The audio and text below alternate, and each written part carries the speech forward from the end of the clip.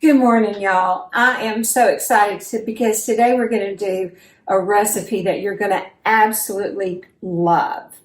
And it's a spin off of crawfish cornbread.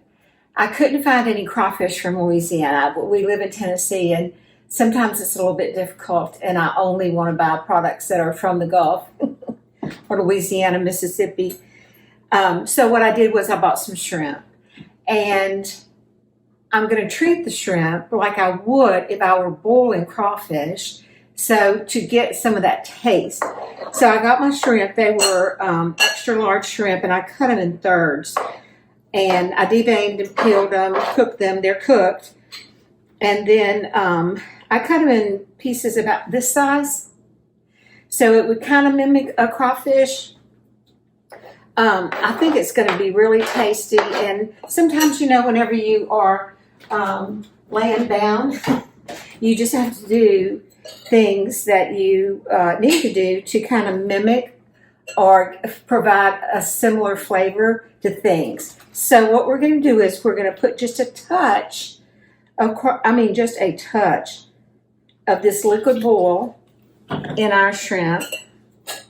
And then we're going to sprinkle some lemon. Whenever you're boiling crawfish, I don't know if you've ever seen my video for boiling crawfish. It was kind of like a picture video because, of course, it takes a little while.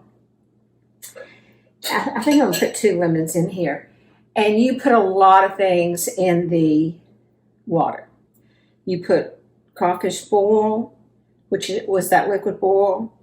You put a lot of salt, lemons, so anything. It's really flavorful by the time you get through.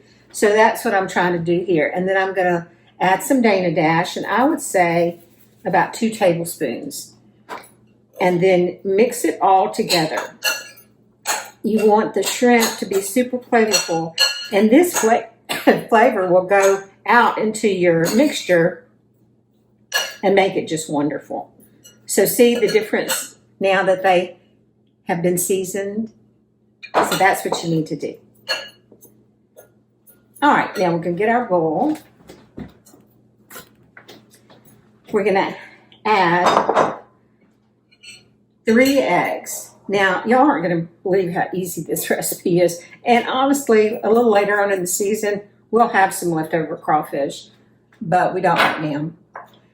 But anyway, so I'm going to beat these eggs. Now, we are using Jiffy corn muffin mix. Do not make it like it says on the package because this is a whole different recipe. So I'm going to beat the eggs well. And then I'm going to add my tomatoes. Now this is a can of Rotel tomatoes. Oh shoot, I was going to save the can and I didn't.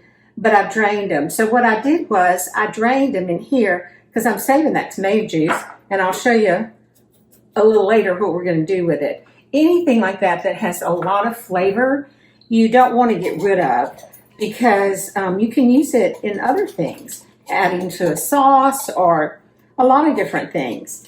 Okay, so that's 3 eggs so far, a can of drained Rotel tomatoes, which is tomatoes and chilies, and then a half a cup of butter, 1 stick of melted butter.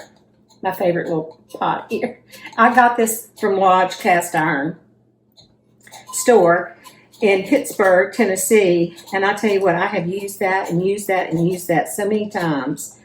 So then we're going to add 1 box of Jiffy corn muffin mix. And I actually really like this, y'all. We use it for a lot of different things. But this is going to be extra special today because, a lot of people are giving up meat for Lent, or they're kind of altering their diet, which is wonderful if that's what you do. And this is a special treat, and it's just using seafood. So usually you can have seafood. So this is going to be quite delicious and so flavorful because it's got lemons, it's got some seafood oil, it's got some Dana Dash, and then we're going to add a cup of corn. Now this is, I don't know if y'all remember, but I went, whenever corn was in season, I went to the Amish country and got a bunch of stalks, and I put it up in the freezer. And I'm telling you, it's been wonderful to have it ever since. So I put in a cup of corn, a cup of chopped onions. Now, we like Vidalia onions because they're a little bit sweet. So you can use white or yellow, just whatever you like, but that's what we like. And then we're going to add 2 cups of cheese. Now, I'm using some white cheddar and some regular cheddar. And I'm actually using just a touch of mozzarella cheese because I thought Nico would get the biggest kick out of having the stringy cheese in the cornbread. Not a lot, but a little bit.